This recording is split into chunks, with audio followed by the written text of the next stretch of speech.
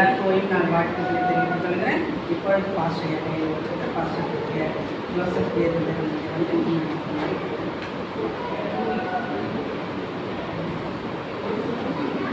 தேவனுடைய நாமம் மகிமைப்படுவதாக. எல்லாம் சந்தோஷமா இருக்கீங்களா? ஆண்டவர்களை ஆசீர்வதிப்பதாக.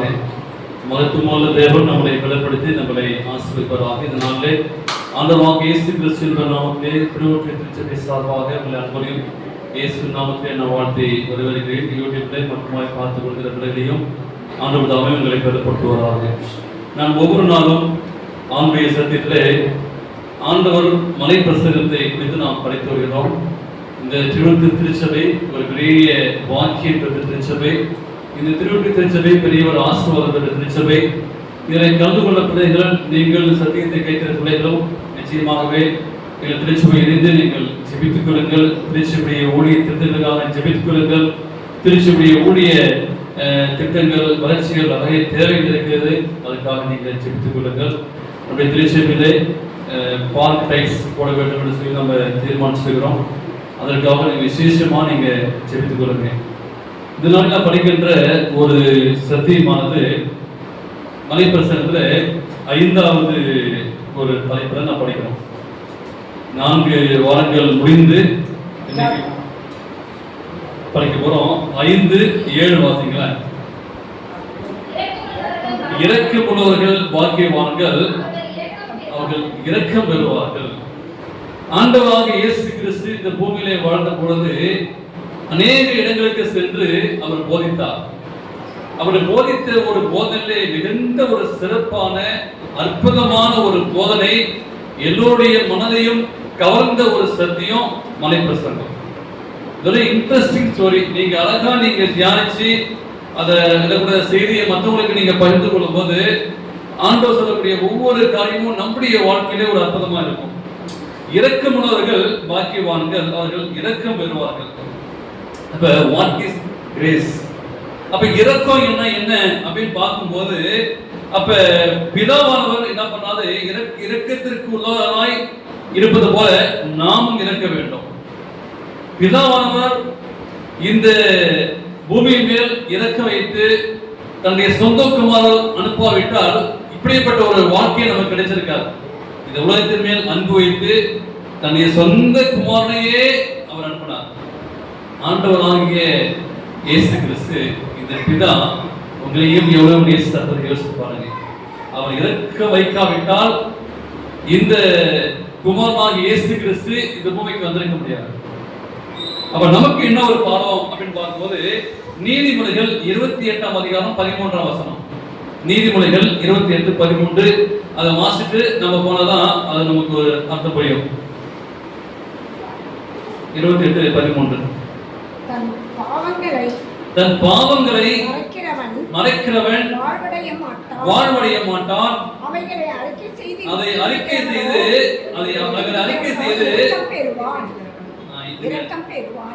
28:13 வருஷம். தன் பாவங்களை மறைக்கிறவன் வாழவே மாட்டான், அவரை அறிக்கை செய்து விட்டுவிடுகிறவன் எவனோ இரக்கம் பெறுவான். சரிங்களா? நல்லா கவனிச்சு பாருங்க. ஒரு அற்புதமான ஒரு பாடம். நம்ம அப்படியே படிச்சுட்டே போயிடுறோம், அதனால தெரிய மாட்டேங்குது. சாலமன் சொல்றாரு பாத்தீங்களா, தன் பாவங்களை மறைக்கிறவன் வாழவே மாட்டான் சொல்றாரு. அப்ப நம்ம யாரு, எதற்காக இயேசு கிறிஸ்து வந்தாரு? நம்ம பாவி, நம்முடைய பாவத்திற்காக இயேசு கிறிஸ்து பூமியில மறைத்தாரு. அப்ப நம்ம என்ன செய்யணும்? யாரெல்லாம் நீதிமான் சொல்லுங்க. இங்க யாரும் நான் பாவமே செய்ய சொல்ல முடியுமா? யாராவது? அப்ப எல்லாருமே பாவிதான் அந்த சமூகத்துல. அவர் சொல்றாரு, அவைகளை என்ன செய்யணுமா? அறிக்கை செய்து, பாவ அறிக்கை செய்து. அப்ப ஏன் நம்ம சர்ச்சைக்கு வரோம், பிரசங்க கேட்கிறோம், பாட்டு பாடுறோம், சாட்சி சொல்றோம்? அப்படி இல்ல. கடந்து வந்து 6 நாட்கள்ல நம்ம என்ன செய்யறோம்? பாவம் பண்ணிருக்கோம். ஆண்டவர்கிட்ட அதை அறிக்கை செய்து திரும்பவும் அடுத்த வாரம் என்ன செய்யும்? அதே பாவத்தை செய்யக்கூடாது, அறிக்கை செய்து விட்டுவிடணும். என்ன செய்வான்னா இரக்கம் பெறுவான். அப்ப யாருக்கு இந்த இரக்கம்? ஆண்டவர் சமூகத்துல எனக்காக மறிச்சு என்னுடைய பாவத்தை மன்னிக்கிறவர் இயேசு கிறிஸ்து. ஆண்டவரே என் பாவத்தை மன்னி சொல்லி அறிக்கை செய்ய வேண்டும். அப்போதான் தேவனுடைய இரக்கத்தை நாம் பெற்றுக்கொள்ள முடியும். ஒரு கிராமத்துல நல்லா கவனிச்சு பாருங்க. ஒரு கிராமத்துல வாழ்ந்து வந்த ஒரு வாலிபன் இருந்தான். கதை கவனிச்சு பாருங்க. அப்ப அந்த வாலிபன் என்ன செய்தாரு, குடும்பத்துல கஷ்ட நிமித்தம் பிழைக்கு வெளித்தராம என்ன பண்ணா, ஒரு கடையில போயிட்டு என்ன செய்யறான், அவன் களவு செய்துட்டான். களவு செய்து என்ன செய்வோம், அதை கையுமையுமா அவனை பிடிச்சிட்டாங்க. பிடிச்சிட்டு அவன் அகப்பட்டு கொண்டான். உடனே என்ன பண்றாங்க, இந்த கிராமத்தில் இருக்கிற அவன் என்ன பண்ணாங்க, கட்டி வச்சுட்டாங்க. ஒரு கிராமத்துல ஒரு வாலிபன் வாழ்ந்தான். வலிமை நிமித்தமாக ஒரு கடையில போயிட்டு அவன் களவாடிட்டான், திருடிட்டான். இதை பார்த்த அந்த ஜனங்கள் வந்து அவனை கட்டி வச்சுட்டாங்க. இந்த காட்சியை பார்த்துட்டு போற ஒரு வயதானவர் என்ன பண்றாரு, அந்த ஓய்வு பெற்ற ஆசிரியர் அந்த வாலிபன் என்ன பண்றாரு, பரிதாபப்பட்டு அவனை அடிக்காதீங்க. அவன் வந்து என்ன பண்ணுகிறான், ஏதோ பசி நிமித்தமாக அவன் என்ன பண்றான், திடீர்க்கிறான், அவனுக்கு ஒரு வாய்ப்பு கொடுங்க. அவன் செய்த களவுக்காக நான் கிரைய செலுத்துறேன், அதுக்கு பதில் நான் வேலை செய்யறேன், தயவாக அப்படின்னு கேட்டான். உடனே நீங்க எதுக்கு இவருக்காக நீங்க இப்படி பேசுறீங்கன்னு சொல்லி அந்த வாலிபனை அந்த முதியோருக்காக வெட்டி விட்டார்கள். இப்ப நம்முடைய வாழ்க்கையில இறக்க பெறணும் அப்படின்னா ஒரு 3 காரியத்தை நம்ம படிக்க போறோம். நம்முடைய வாழ்க்கையில, குடும்பத்தில, திருச்சபையில, தனிப்பட்ட வாழ்க்கையில தேவனுடைய இலக்கியத்தை நான் பெற்றுக்கொள்ள வேண்டும். சும்மா நான் பெற்றுக்கொள்ள முடியாது. நம்ம சர்ச்சைக்கு வந்துட்டோம், காணிக்கு வச்சுட்டோம், நான் வார சர்ச்சைக்கு போறேன் அப்படின்னா இலக்கியத்தை பெற்றுக்கொள்ள முடியாது. இந்த 3 காரியம் நம்முடைய வாழ்க்கையில் இருக்கிறதா என்று சிந்தித்து பார்க்க வேண்டும். அப்ப இரக்கம் உள்ளவர்கள் ஆஸ்வதிக்கப்பட்டவர்கள், அவர்கள் பாக்கியவான்கள். கிரேக்க மொழியில மொக்காலிஸ் அப்படின்னு சொல்லி வாசிக்கிறோம்.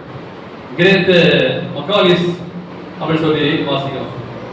அப்ப என்ன பார்க்கும்போது ஆண்டு சொல்றாரு, தயவுள்ளவருக்கு நீர் தயவுள்ளதாகவும் உத்தமருக்கு உத்தராகவும் இருக்கிறீர். இப்ப நான் எப்படி இருக்கணும், நம்முடைய வாழ்க்கையில எப்படி இந்த இறக்க குணத்தை பெற்றுக்கொள்ள முடியும், நம்மகிட்ட இறக்கம் இருக்கா அப்படின்னு சொல்லி நம்மளை உயிர்த்து ஆராய்ந்து பார்க்கும்போது, நான் கிறிஸ்துவனா இருக்கிறேன், நான் ஊழியம் செய்றேன், நான் கட்சிக்கு வரேன், என்கிட்ட இறக்கம் இருக்கா, என்கிட்ட இறக்க குணம் இருக்கா அப்படின்னு சொல்லி யோசித்து பார்க்கும்போது இந்த 3 கேரக்டர் நம்முடைய வாழ்க்கையில அது யாரா இருந்தாலும் சரி. எபேசியர் 4ஆம் அதிகாரம் 32, எபேசியர் 4:32 வாசிக்கும் போது வாசிப்போம், ஒருவருக்கொருவர் தயவையும் மன உருக்கமாயும் கிறிஸ்துவுக்குள் தேவன் உங்களுக்கு மன்னித்தது போல நீங்களும் ஒருவருக்கொருவர் மன்னியுங்கள். இதுதான் கஷ்டம். இப்ப நம்ம நினைக்கிறோமா, அப்ப தேவனுடைய இரக்கத்தை நான் எப்படி பெற்றுக்கொள்ள முடியும் என்று பார்க்கும்போது இங்க பவுல் சொல்றாரு, எபேசியர்ல ஒருவருக்கொருவர் அப்படின்னா குடும்பத்துல கணவன் மனைவி, பிள்ளைங்கள், அப்பா அம்மா, சரிங்களா, கணவன் மனைவியோட சேர்ந்து அப்ப என்ன செய்யணும், மன உருக்கமா இருந்து திருச்சபையில அப்ப உருக்கமா இருந்து கிறிஸ்துவுக்கு தேவன் உங்களுக்கு மன்னித்த போல நீங்களும் ஒருவருக்கொருவர் மன்னியுங்கள். சரிங்களா? அப்ப யூதாஸ் கரித்து என்ன பண்ணா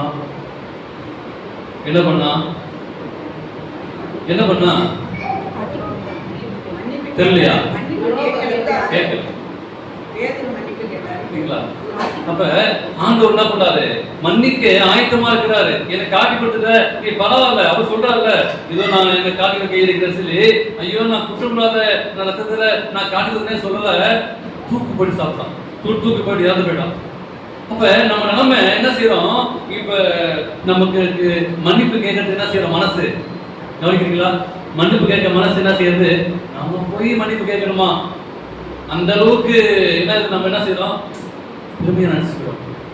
எத்தனை முறை இயேசு சொன்னாரு, பிதாவே இவர்களை மன்னியும், இவர்கள் என்ன செய்யறாங்க இன்னதென்று செய்கிறார்கள்.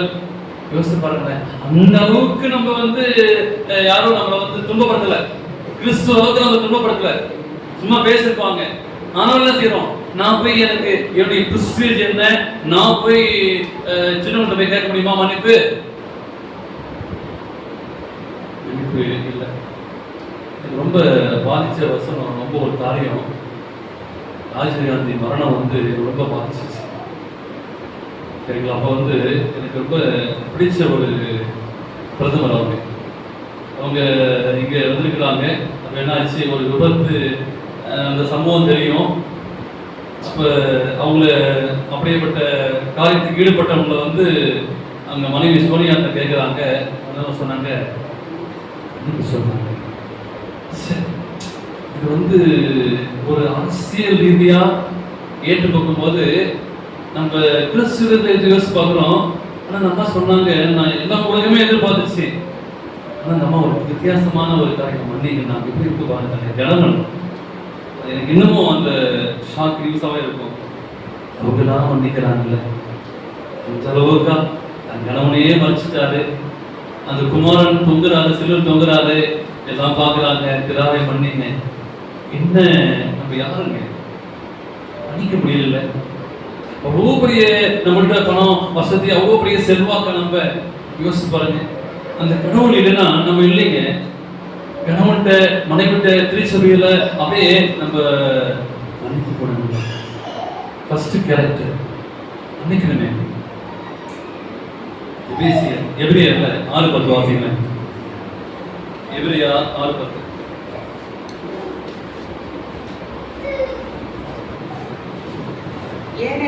ஏனென்றால் உங்கள் கிரியையும் நீங்கள் பரிசுத்தவான்களுக்கு ஊழியம் செய்தனாலும் செய்து வருகிறனாலும் நம்ம நாமத்திற்காக காண்பித்த அன்புள்ள பிரயாசத்தையும் மரணத்திற்கு தேவன் அநீதியர் அல்ல. ஆண்டவர் அநீதியர் அல்ல, அவர் நீதி உள்ளவர். எப்படிப்பட்டவர்? ஏனென்றால் உங்கள் கிரியைகள் நீங்கள் பரிசுத்தவான்களுக்கு ஊழி செய்தாலும் இங்க எபிரேயருக்கு ஏறும்போது என்னதாவது ஆண்டவருக்காக திருச்சபைக்காக நீங்க யாருக்காச்சும் ஊழிய செய்தீங்களே, என் அன்பை சொன்னீங்களே, அவருடைய நாமத்திற்காக நீங்க காண்பதை நான் ஒரு நாளும் மறந்து போக மாட்டேன். அவனுடைய நாமத்தை மகிமைப்படுத்தி யாருக்காச்சும் இயேசு அன்பை சொல்லிங்க, இயேசு கிறிஸ்து மதிச்சாரு, இயேசு கிறிஸ்து பாவத்தை மன்னிக்கிறாரு, யாருக்காச்சும் ஒருத்தருக்கு நீங்க சொல்லிருந்தா மறக்க மாட்டேன். எவ்வளோ அன்புள்ள ஆண்டவர், யாருக்காச்சும் ஒருத்தவங்களுக்கு நம்ம சொல்லணும். உங்கள் கிரியை எப்படி இருக்கிறது என்று சொல்லி ஆண்டவர் பார்க்கிறாரு. தேவனுக்கு பிரியமான கொள்ள அப்ப நம்ம இரக்கம் காட்டும் போது நம்மே இருக்கும் நியாயத்திற்கு விதமாவது நம்ம இரக்கம் காட்டும் போது நம்ம இருக்கிற நியாயத்திற்கு அந்த நியாயத்திற்கு அந்த இலவுவாக்குறாரு. ஐயோ இப்படி மன்னிக்க போன இருக்கு. உங்களுக்கு தெரியுமா பரலோகத்துல இப்ப என்ன ஆரம்பிச்சிருக்கு? என்ன நடந்துருக்கு? என்ன நடந்துட்டு இருக்கு தெரியுமா? லிசன், என்ன நடந்துட்டு இருக்கு? ஜட்ஜ்மென்ட் நடந்துட்டு இருக்கு. நியாயம் நடந்துட்டு இருக்கு. ஏசப்ப என்ன பண்ணுவாங்க? யாரெல்லாம் சின்ன பிள்ளைங்க ஒபே பண்ணலையோ, யாரெல்லாம் சர்ச்சில் டிஸ்டர்ப் பண்றாங்களோ, ஏசப்ப என்ன பண்றாங்க? பார்த்துக்கிட்டே இருக்கிறாங்க, பாஸ்டிங் பார்த்துட்டே இருக்கிறாங்க. யாராச்சும் வந்து என்ன செய்யறாங்க? ஒரு நாளைக்கு வச்சு ஏசப்ப 10 கற்பனையை பார்த்து என்ன பண்றாங்க? ஃபர்ஸ்ட் கமாண்ட்மெண்ட் நீங்க ஒபே பண்ணிக்கலாம் அப்படின்னு கேட்பாங்க. Second commandment, third commandment, fourth commandment, fifth commandment. ஐயோ இல்ல சப்பா அப்படின்னா பரிந்து பேசுறாங்க. சின்ன பிள்ளைங்களையும் பெரியவங்களையும் சர்ச்சில் யாருன்னா என்ன பண்றாங்க? பிரசங்கத்தை கேட்கிறாங்களா, பாஸ்பத்தை கேட்கிறான்னு சொல்லி யார் பாக்குறா? ஏசப்பா பார்த்துட்டே இருக்கிறாங்க, ஜட்ஜ்மெண்ட்ல கொண்டு வருவாங்க. அப்ப நம்முடைய இரக்கம் காட்டும் போது நம்ம என்ன செய்ய ஆண்டவர் இரக்கம் மேன்மை பாராட்டும். அப்ப நியாயத்திலிருந்து ஆண்டவர் நம்மளை விடுவிப்பாரு. நீங்கள் நானும் அப்படின்ற ஒரு காரியத்தை நமக்காக பரிந்து பேசுவாரு. வசனம் வாசிப்போம். யாக்கோபு 2ஆம் அதிகாரம் 13ஆம் வசனம். யாக்கோபு 2:13.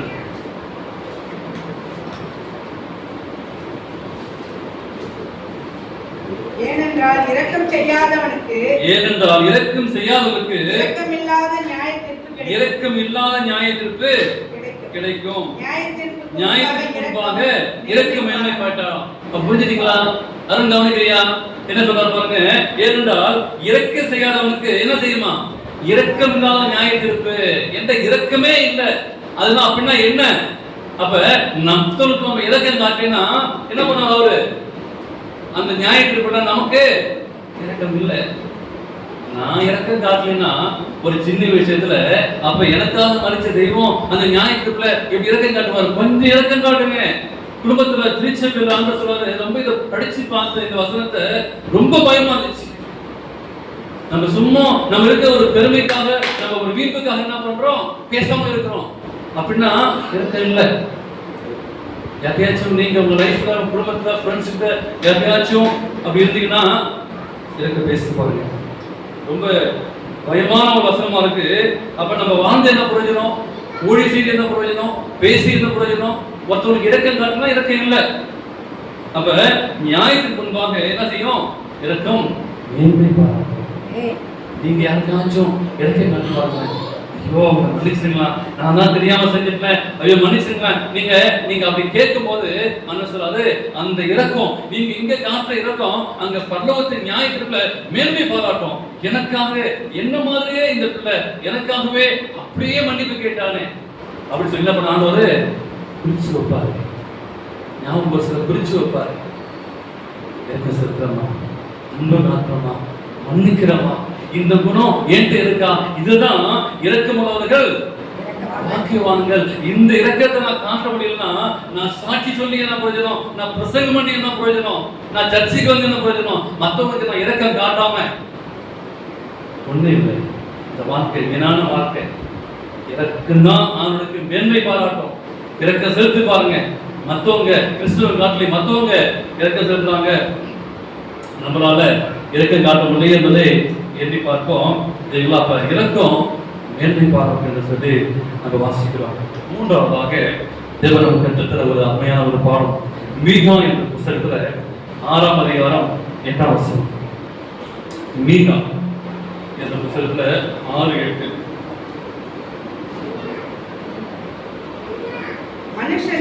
மனுஷனே இன்னதென்று அவர் உனக்கு அறிவித்திருக்கிறார். நியாயம் செய்து இரக்கத்தை சிநேகித்து உன் தேவனுக்கு முன்பாக மனத்தாழ்மையாய் நடப்பதை அல்லாமல் வேறு எண்ணத்தை கர்த்தர் உன்னிடத்தில் கேட்கிறார். அற்புதமா அழகா சொல்லிட்டார். எப்படி சொல்றாரு? என்ன சொல்றாரு? டைரக்டா சொல்றாரு. என்ன சொல்றாரு? இல்ல டைரக்டா சொல்றாரு. நம்ம என்ன சொல்றாரு? மனுஷனே. நவீன்லா யார் தெரியுங்களா? இது ஜென்ஸ் தான் சொல்றேன், நினைச்சுக்காதீங்க சரிங்களா? எல்லாரும் தான் சொல்லணும். மனுஷனே நன்மை என்னதென்று அவர் உனக்கு அறிவித்திருக்கிறாரு. நன்மை என்ன அப்படின்னா உனக்கு சொல்லியிருக்கிறாரு. எனக்கு தெரியாது சொல்ல முடியாது. மனுஷனே, நீ மனுஷன் தானே, நான் ரொம்ப தானே படிச்சாரு. மனுஷனை ஆணும் பெண்ணுமாக சிருஷ்டித்தார்தான் வசனம் இருக்கு. அப்படின்னா 2 பேருக்குமே பொருந்தது. அப்ப என்ன சொல்றாரு பாருங்க, நியாயம் செய்து இரக்கத்தை சிநேகித்து நியாயம் செய்யணும். அதனால இரக்கத்தை பெற்றுக்கொண்டு உன் தேவனுக்கு முன்பாக மனத்தாழ்மையாய் நடப்பது அல்லவா ஆண்ட சொல்றாரு. மூன்றாவதாக ஆளுமை உள்ளம் இரக்கத்தை பெற்றுக்கொள்ளும். அப்ப இந்த இரக்கம் யாருக்கு கிடைக்கும்? இதை எப்படி நான் பெற்றுக்கொள்ள முடியும் அப்படின்னு சொல்லும் போது ஆண்டு சொல்றாரு, நீ தேவனுக்கு முன்பாக மனத்தாழ்மையாய் நடந்திருப்பான். நடந்து செய்யும் போது ஆண்டு சொல்றாரு, இரக்கத்தை சிநேகித்து உன் தேவனுக்கு முன்பாக மனத்தாழ்மையாய் நடக்கணும் என்று ஆண்டு சொல்றாரு. மூன்றாவது பாடம், ஒரு அற்புதமான பாடம். ஆண்டு சொல்றாரு, தாழ்மை உள்ளவனா இருந்தால் இரக்கத்தை பெற்றுக்கொள்ளும். நம்முடைய வாழ்க்கையிலே அது சின்னவங்களா இருக்கட்டும் பெரியவங்களா இருக்கட்டும், சில டைம்ல நமக்கு என்ன வந்துருது? வருதா இல்லைங்களா? எல்லாருக்கும் வந்துருது. கொஞ்சம் காசோ இல்லை ஒரு புது சேலையோ இல்லை ஒரு ஏதாச்சும் ஒன்று போட்டு என்ன செய்யணும், கொஞ்சம் பெருமை வந்துருச்சு. நம்ம அவங்களை காட்டிலையும் கொஞ்சம் நம்ம உயர்வானவங்க இல்லை, அவங்களை காட்டிலையும் நம்ம வந்து நல்லா படித்தவங்க இல்லை, அவங்களை காட்டில் நம்ம நல்லா பாட்டு பாடுறோம்ல, அவங்களை காட்டில் நம்ம ஓய்ந்தாப்பி நடத்துறோம்ல, அவங்களை காட்டில் நல்லா பிரசங்கம் பண்ணுறோம்ல, அவங்களை காட்டி நம்ம வந்து நல்லதாக இருக்கிறோம்ல, அவங்கள மாதிரி நம்ம இல்லை. மற்றவங்களை கம்பேர் பண்ணி என்ன செய்யறோம், நம்மளை நினச்சி போகிறோம். திரும்பியாது நான் இலக்கத்தை கற்றுக் கொடுக்க முடியாது. 2 பேரும் ஜெபம் பண்ணாங்க. தூரத்துல இருந்து வானத்துல இருந்து என் கண்ணை கூட நான் எடுத்தோம். அவரு அப்படி கூட முடியாது. அந்த தூரமா நின்று ஜெபம் பண்ணான். அவன் தசமா செலுத்துறான், காணிக்கை செலுத்தினான், 2 வாரம் உபவாசம் அப்படிலாம் இல்லை. ஆண்டவரே, நான் என் கண்களை ஏறெடுத்து கூட நான் பார்க்க முடியாத அளவுக்கு தூரமா நின்று ஒரு ஜெபம் பண்ணான். பார்த்தீங்களா? அப்படின்னு இருக்கிறோம். வாழ்க்கையில பெருமை வந்து போகுது. சில டைம்ல வருது. ஆனா திருவிழந்து வரும்போது மட்டும் என்ன ஆயிடுச்சு? அன்னைக்கு மட்டும் என்ன ஆயிடுது?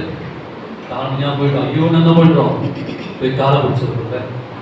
அன்னைக்கு ஒரு நாள் மட்டும் நான் பிடிச்சிக்கணும். அன்னைக்கு மாதிரி நம்பிக்கையா இருந்தா அதான் இயேசு கிறிஸ்து அதுலயும் முன்மாதிரியா என்ன பண்ணாங்க? வேதனை காலை பிடிச்சு இப்பா வேற என்ன வேலை பாருங்க. இதுதான் ஆண்டவரோட கருத்து இருப்பாங்க. என் வாழ்க்கையில் ஆண்டவரை நான் எனக்கு நான் பெற்றுக்கொள்ளணும். போய் பார்க்கும்போது மன்னிக்கப்பட வேண்டும். அது இந்த மன்னிக்க குணத்தை எனக்கு தாங்கானவரே, அல்லது எனக்கு தாழ்மை குணத்தை தாங்கானவரே என்று சொல்லி நீங்க நானும் படிச்சு கொள்வாங்க. நீதிமொழிகள் 14:21. நீதிமொழிகள் 14:21.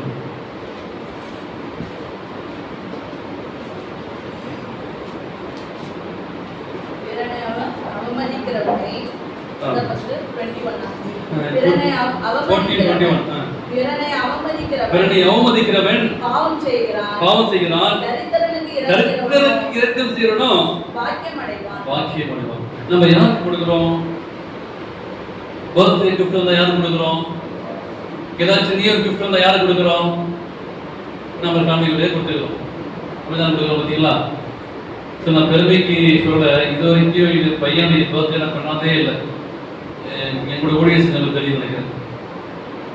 சரிங்களா? என் பையனுடைய ஃபர்ஸ்ட் போன மாதிரி தான் கொள்ளவே இல்லை. என்ன ஒரு பையனை பர்த்டேக்கு இப்படியா சேர்த்து வைப்பீங்க? இன்னைக்கு சனிக்கிழமை வந்துச்சு. கொண்டாடல, யாரையும் நான் கூப்பிடல. எல்லாரையும் கூப்பிட்டு ஒரு சாப்பாடு போட்டு ஒரு பிரியாணி போட்டு என்ன செய்வாங்க? இயல்பையாக போட்டுவாங்க. நல்லா இருக்கும் போது எதுக்கு ஃபர்ஸ்ட் பர்த்டேவை என்ன பண்ணுறீங்களா? ஃபுல்லும் ஸ்வீட் உள்ள மாதிரி தான் சாப்பாடு. செகண்ட் பர்த்டே வந்துச்சு. ஒரே ஒரு பர்த்டே மட்டும் சொந்தக்காரன் கூப்பிட்டு வச்சோம். இன்னைக்கு வரைக்குமே சரி, யாருக்காச்சும் வந்து இப்போ 6ஆம் தேதி வந்துச்சு, அவன் வந்து ஹாஸ்டல் போயிட்டான். மற்ற நாளில் வந்து ஒரு காரியத்தை மற்றவங்களுக்கு சாப்பாடு கொடுத்து இப்படி நம்ம காட்டிலையும் யாருக்காச்சும் உதவி செய்யலாம். அப்படிதான் இங்கே நான் கருத்துறாரு. நீங்கள் வந்து செஞ்சு பாருங்க. மற்றவங்களுக்கு நான் உதவி செஞ்சு பார்க்கும்போது அது நமக்கு ஒரு ஆசீர்வாதமாக இருக்க சொல்லி நான் சொல்லாது. பிறனை அவமதிக்கிறவன் கருத்தில் கிடைக்கிறவனும் ஒன்றுமே இல்லாமல் சாப்பாடு இல்லாமல் அவங்களுக்கு சாப்பாடு கொடுத்து பாருங்களேன், பசி கொடுப்பான்னு பாருங்களேன், ரொம்ப சந்தோஷம் பண்ணுவாங்க. அவங்களுக்கு நம்ம செய்து நாங்கள் இறக்கும், அவங்களுக்கு செய்து தான் முழு அன்பா இருக்கும். அப்படிப்பட்ட காரியத்தை நீங்கள் நானும் செய்ய வேண்டும். அப்ப நீங்கள் நானும் எப்படிப்பட்டவங்க என்பதை தெரிஞ்சுவிட்டவங்க சொல்லக்கூடிய கருத்தை நான் வாசிக்கும் போது அவரது இருதயத்திலே அசைவாடும் தேவ ஆவியின் செல்வாக்கின் மூலமாக அவ்வாறு செய்கிறார். இறக்கும் உணர்வுகள் தெய்வீக குணத்தில் பங்கு உணவாய் இருக்கிறார்கள். அப்ப இந்த இறக்கும் உள்ளவங்க எப்படி இருப்பாங்க அப்படின்னு பார்க்கும்போது அவங்கள்ட்ட என்னத்தமா கேரக்டர் இருக்குமா? இறக்கும் உணர்வுகள் தெய்வீக குணத்தில் பங்கு கொண்டவாக இருப்பார்கள். அவர்கள் தேவனுடைய பரிவுள்ள அன்பு வெளிப்படும். எல்லையற்ற அன்பே உருவான அவருடைய இதயத்தோடு அவருடைய இருதயங்கள் எல்லாம் ஒத்துணர்வு கொள்ளும். அவர்கள் மற்றவர்களை திருத்தி கொண்டு வரவே நாடுவார்கள். யோசித்து பாருங்க, இறக்கும் உணர்வுகள் அவங்கள்ட்ட தெய்வீக குணம் இருக்குமா? Divine character. இயேசு கிறிஸ்து இந்த அதே கேரக்டர் அந்த அவனுக்கு இருக்குமா? தெய்வீக குணம் இருக்கும். அன்னை தெரசா பார்த்தீங்களா? அந்த கல்கட்டா போனப்ப நான் பார்த்தேன். நிச்சயமா அங்கே போனவங்க எல்லாம் அழுதுருவாங்க. பெரியப்பட்ட ஒரு இடம். இன்னைக்கு வந்து ஒரு பெரிய பில்டிங்கா இருக்கு. அந்த பிக்சர் வச்சுக்கிறாங்க. அந்த போன இடம், ஊழி செஞ்ச இடம் அப்படி பார்த்து போயிட்டு எவ்வளோ ஒரு இலக்கம் உள்ள ஒரு அம்மாவா அவங்க வாழ்ந்துருக்கிறாங்க. ஒரு கிறிஸ்டியன் லேடியா வாழ்ந்துருக்கிறாங்க. ஒருவேளை அவங்க அதுதான் மதர் தெரசா அப்படின்னு சொல்லி வாசிக்கிறதுனா எல்லாருக்குமே அவங்க அன்னையா இருந்திருக்காங்க. அத்தனை குழந்தைகள் என்ன பண்ணிருக்காங்க? இலக்கை கண்டிருக்காங்க. நீங்கள் நான் கிறிஸ்துவனா இருக்கிறோம். இந்த வசனம் சொல்கிறது, இறக்கம் உள்ளவர்கள் பாக்கியவான்கள். இறக்க செய்வோம். மற்றவர்களுக்கு நான் இறக்க செலுத்தணும். அவங்க என்னை கீழ்ப்படுத்த இருக்கணும், என் தாழ்மை இருக்கணும். அப்படி சொல்லி அந்த கடந்து போய் தீர்மானம் செய்வோம். இப்படிதான் நானும் சொல்லாது என்னுடைய நியாயத்திற்கு மேன்மை பாராட்டும். நீங்கள் நான் நியாயத்திற்கு இருக்கும்போது ஒருவேளை ஆண்டவரே நீங்கள் நான் சரி இறக்க நிமித்தமாகவே அந்த நியாயத்திற்குள்ள மேன்மை பாராட்டக்கூடிய அளவுக்கு ஆண்டவர் ஆசீர்வாதத்தை கொடுப்பார். அவங்களுடைய ஆசீர்வாதத்தை பெற்றுக்கொள்வோம். என்னை கடந்து போகும்போது ஆண்டவரே இறக்க குணத்தை தாங்கப்பா. தனிப்பட்ட வாழ்க்கையில, குடும்பத்துல, கணவன் மனைவி பிள்ளைங்க ஃப்ரெண்ட்ஷிப்பில் அந்த எப்படியாச்சும் இறக்க குணத்தை நான் கொஞ்சமாச்சும் நான் பெற்றுக்கொள்ளணும் எப்படி சொல்லி இப்போ கொடுங்க. என்னை கடந்து போகும்போது இறக்கத்தை பெற்றுக்கொள்ள தேவன் பேசுவதாக. ஆமென்.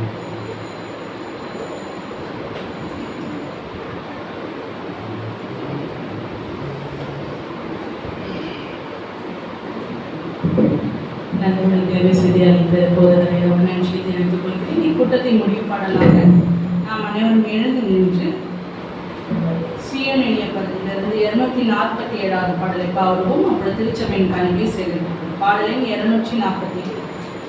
நிச்சயம் இயேசு என் சொந்தமே, இது தெய்வீக மகிமையே, இரட்சக உரிமையுறவே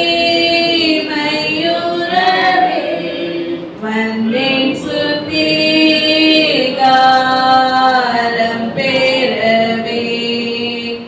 இதோ என் சாட்சி என்கிறவே, மீட்பரை போற்ற எக்காலமே. இதோ என் சாட்சி என்கிறவே, மீட்பரை போற்ற எக்காலமே. பூரண பாக்கியம் தாழ்மையோ எனக்குண்டு உயர் காட்சியோ, வேண்டுதல் வானே இறங்கினார், அன்பிலே தோனித்தார். இதோ என் சாட்சி என்கிறவே, மீட்பரை போற்ற எக்காலமே. இதோ என் சாட்சி என்கிறவே, மீட்பரை போற்ற எக்காலமே. மாதாண்மையாமைதி என்போமே, மீட்பரிலானந்தம் பெறுமே. காத்திருக்கிறேன் மேல்நோக்கியே, அவர் அன்பு தயை நிறைந்தே. இதோ என் சாட்சி என்கிறவே, மீட்பரை போற்ற எக்காலமே. இதோ என் சாட்சி என்கிறவே, மீட்பரை போற்ற எக்காலமே. இக்கூட்டத்தின் முடிவு ஜெபத்தை நம்ம போதகரை அவர்கள் எடுத்துக்கொள்வோம். அன்பு சமூகத்தை நாம் ஜெபம் பண்ணுவோம். பரிசுத்தமுள்ள பிதாவே, இந்த மாலை வேளையுடைய சமூகத்தில் வந்து ஒரு உன்னதமான சத்தியத்தை எங்களுக்கு காண்பித்த கிருபைக்காய் நமக்கு கோடான கோடி ஸ்தோத்திரங்கள். ஆம் தகப்பனே, இறக்கமுள்ளவர்கள் ஆண்டவரே, இறக்கமுள்ளவர்கள் வாக்கியவான்கள் சொல்லி நாங்கள் வாசிச்சமானவரே, அந்த இறக்கத்தை தாங்குங்க அப்பா. ஆண்டவரே, இறக்கம் காட்டும் போது நியாயத்திற்குள்ளே நாங்கள் மேன்மை பாராட்ட சொல்லி நாங்கள் படித்தமானவரே, அப்பா அந்த இறக்கத்தை கற்றுக்கொண்டு ஆண்டவரே நாங்கள் உண்மை போல் நாங்கள் மறுபடியாக ஜெபிக்கிற கர்த்தாவே, எளிய மக்களுக்கு நாங்கள் உதவியாக நாங்கள் ஜெபிக்கிறோம். எங்களுடைய வாழ்க்கையிலே ஆண்டவரே நாங்கள் இரக்கத்தை நாங்கள் கற்றுக்கொள்ள உதவி செய்யும். திருச்சிவிலையும் விலையும் மற்றபடியும் நாங்கள் பழகும் போது ஆண்டவரே உம்முடைய பிள்ளையால் நாங்கள் மாறுபடியாக கிறிஸ்து உலகத்தை நாங்கள் காட்டத்தக்க உதவி செய்கிறாவே. யூடியூபிலே பேஸ்புக்கிலே பார்த்துக்கின்ற ஒவ்வொரு பிள்ளைக்காக ஜெபிக்கிறோம். அவளையும் ஆஸ்வதிக்கும்படியாக ஜெபிக்கிறோம். இந்த திருச்சிவிலை சுற்றியுள்ள ஒவ்வொரு குடும்பங்களுக்காக ஜெபிக்கிறோம். இந்த நாளிலே கலந்து கொண்ட ஒவ்வொரு பிள்ளைகளையும் ஆஸ்வதிக்கும்படியாக நாங்கள் ஜெபிக்கிறோம். நாளை தினத்திலே விசேஷமாய் வாலிய பிள்ளைகள் நாளே கலந்து கொள்ளும் போது அந்த ஆராதனையை நீர் ஆசீர்வதிக்கும்படியாக ஜெபிக்கிறோம். ஆண்டவரே, இந்த நாளில் வந்த பிள்ளைகளை ஆசீர்வதியும் கர்த்தாவே. ஒவ்வொருடைய வாழ்க்கையில் கர்த்தாவே நாங்கள் இரக்கத்தை பெற்ற பிள்ளையாகி கர்த்தாவே, மற்றவருக்கு இரக்கம் செலுத்தும் பிள்ளையாய் மாற்றும்படியாய் இந்த இரவு ஒப்புக் கொடுக்கிறோம். சிறுவர்கள் பெரியவர்கள் குடும்பமாக தனித்தனியாக நீ தொட்டு ஆசீர்வதிக்கும்படியாய் இயேசுவின் நாமத்திலே ஜெபிக்கிறேன் ஜீவனுள்ள நல்ல பிதாவே, ஆமென். என் ஆத்மாவே கர்த்தரை ஸ்தோத்திரி, என் உள்ளமே பரிசுத்தனை ஸ்தோத்திரி. என் ஆத்மாவே கர்த்தரை ஸ்தோத்திரி. நம்முடைய கர்த்தராகிய இயேசு கிறிஸ்து கிருபையும் பிதாவாகிய தேவனுடைய அன்பும் பரிசுத்த ஆவியின் அன்பியும் ஐக்கியமும் சந்தோஷமும் சமாதானமும் இன்றும் என்றும் சதாகாலங்களோடு இருப்பதாக. ஆமென்.